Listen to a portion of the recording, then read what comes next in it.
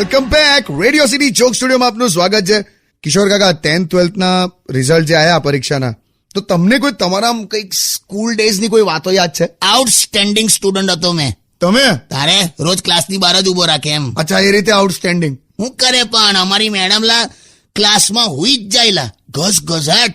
એકવાર તો ચેકિંગ આવ્યું તો મિનિસ્ટર આવ્યો હતો તો મેડમ હોતી હતી. પછી એકદમ ઉઠી આમ અને પાછી ક્લાસને શું કે ખબર, તો બાળકો આ રીતે કુંભકર્ણ સૂતો તો અને વાળી લીધું આ રીતે. બોલ લુચ્ચી. સ્માર્ટ કહેવાય. અમુક તો પાછી પેલી આગલી બેન્ચની જે પેલી છોકરીઓ કરીને એટલી બધી ઓવર સ્માર્ટ હતી ને. સાહેબ ક્લાસમાં આવે ને તો શું કે, સર તમે આજે તો ટેસ્ટ લેવાનું કીધું તું. અલી જપને પણ હવે સાહેબ ને હું લેવા યાદ દેવડાવે પણ દોડાઈ.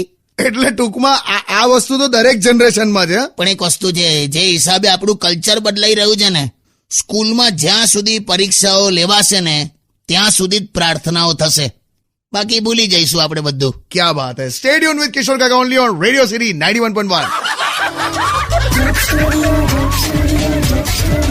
Only on